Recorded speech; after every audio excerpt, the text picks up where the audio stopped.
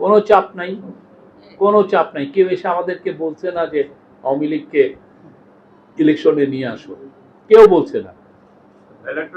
হ্যাঁ, আওয়ামী লীগ যেই ধরনের খুন, গুম খুন এবং ভয়ানক ডাকাতির রাজ্য কায়েম করেছিল, এটা তো পুরো পৃথিবীবাসী জানে। এটা তো শুধুমাত্র আপনি ব্রাহ্মণবাড়িয়াতে জানছেন তা তো না, আমি ঢাকায় জানছি তা না, পুরো পৃথিবী জানে। ফলে ওদের হয়ে কেউ এসে বলছে না যে ওদেরকে আপনারা একটু সুযোগ দেন। হয়তোবা বলতো, বলার সুযোগ তো আওয়ামী লীগই রাখে নাই।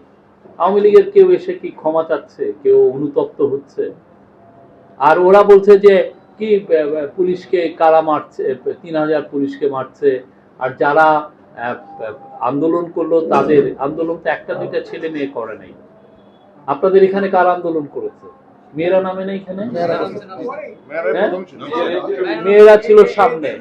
ব্রাহ্মণবাড়িয়াকে বলা হয় কনজারভেটিভ একটা জায়গা, সেইখানে আন্দোলনের সম্মুখ ভাগে ছিল মেয়েরা। আর অথচ বলতেছে কি যারা যারা নেমেছে তারা সব জঙ্গি। বাংলাদেশের মানুষকে আপনি, পুরো বাংলাদেশ মানুষ আপনি জঙ্গি বানিয়ে দিয়েছেন।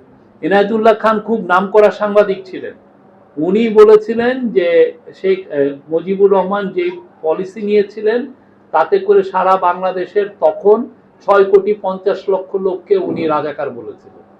হ্যাঁ, তো আওয়ামী লীগের এখন শেখ হাসিনা এবং তার সাঙ্গপাঙ্গরা পুরো বাংলাদেশের সবাইকে জঙ্গি বলছেন। আপনি এগুলো বললে কে পৃথিবী কি কার কে আছে যে তার প্রতি মিনিমাম মানে সিম্প্যাথি দেখাবে?